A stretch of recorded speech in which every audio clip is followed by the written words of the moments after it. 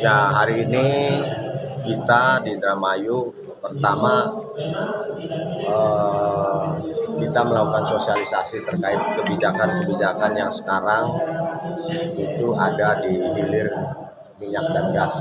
Ya. Salah satunya adalah kita mensosialisasikan proses pendistribusian, alokasi dan lain sebagainya tentang terutama yang banyak bersentuhan dengan masyarakat langsung itu adalah gas 3 kilo. Ya, kemudian ya selain itu kita juga memang ini menjadi acara rutinitas kita setiap tahun ada 2 atau 3 kali melakukan pertemuan dengan para pelaku usaha di daerah. Nah Pak, untuk menekan biaya harga dari gas 3 kilo itu gimana? Harganya Ya, kan sekarang di masyarakat itu untuk membelinya itu mahal, 20 ribu. ya, jadi kan begini, pemerintah sebenarnya kan dalam hal ini untuk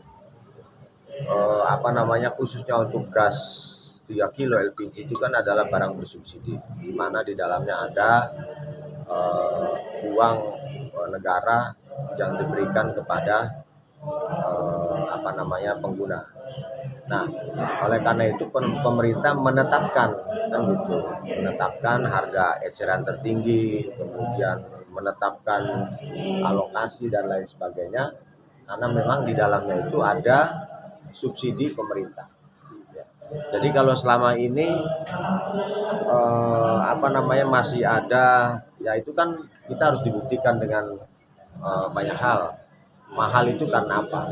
Bisa jadi mahal itu karena sesuatu yang misalnya tidak ditetapkan dalam aturan.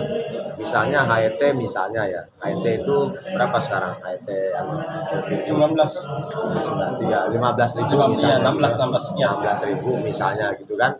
Tapi kan kalau sudah sampai warung itu kebanyakan yang beli itu kadang-kadang ada yang utang. Ini masukan juga dari para pelaku di lapangan. Yang beli Pak ada yang utang, ternyata kan kalau ngutang kan bayarnya nggak cash kan gitu. Jadi kita harus juga mendapatkan keuntungan dari sana. Kalau bayarnya cash-cashan ternyata mereka juga jualnya harganya dengan sesuai dengan harga HET. Tapi karena satu hal tadi bayarnya utang sehingga itu menjadi biaya tambahan. Kemudian ada lagi satu lagi adalah ongkos gitu kan. Biasanya ada yang membeli gas LPG itu diantar mintanya gitu, diantar langsung ke rumah, otomatis kan itu ada biaya lagi.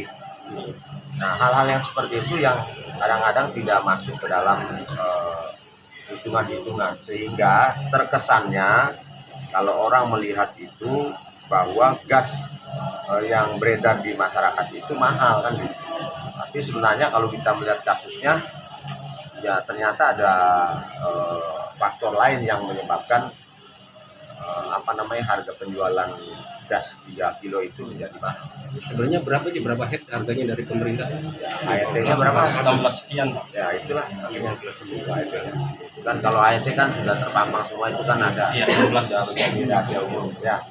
Jadi hal-hal yang seperti itu yang harus juga teman-teman media itu harus lebih detail lagi dalam menangkap informasi. Itu ada tadi masalah ongkos, kemudian masalah karena utang dan lain sebagainya. Itu kira-kira yang menyebabkan harga itu jadi tinggi. Pak, terkait keadaan yang di lapangan terkait masalah kelangkaan BBM solar ya Pak untuk para nelayan kecil Pak. Upaya pemerintah kaitannya dengan rumor tersebut gimana Pak? Khususnya Partai Golkar yang Bapak pilih. Ya, jadi saya di DPR tentunya berupaya keras untuk bagaimana bisa mencukupi kebutuhan yang ada di tengah-tengah masyarakat.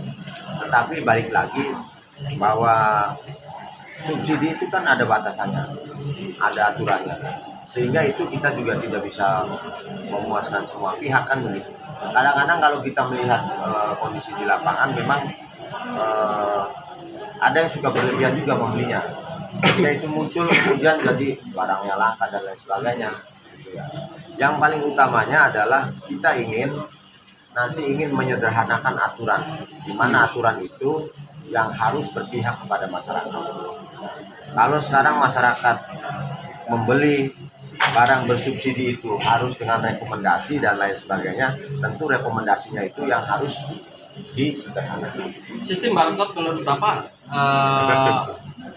efektif apa enggak itu Pak, barcode untuk pembelian BBM? Ya, barcode itu tujuannya adalah ya agar supaya barang yang bersubsidi itu tepat sasaran. Selama ini kan sebelum ada barcode kita tidak tahu nih pemerintah Pertamina dalam hal ini menjualnya kemana.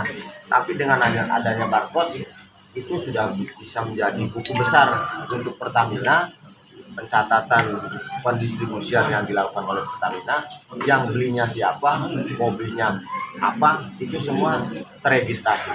Nah ini tentu menjadi salah satu kemajuan bagi kita dalam rangka kita mengetahui pendistribusian BBM bersubsidi itu kemana saja. Karena sangat efektif sekali sebenarnya. Hanya saja memang masyarakat itu kan sekarang belum terbiasa karena memang ini menjadi sesuatu yang baru. Kemudian masyarakat itu juga banyak yang belum memahami menggunakan HP Android. Sehingga kita ketika mau beli, ya mereka ada satu hal yang memang mereka harus biasakan.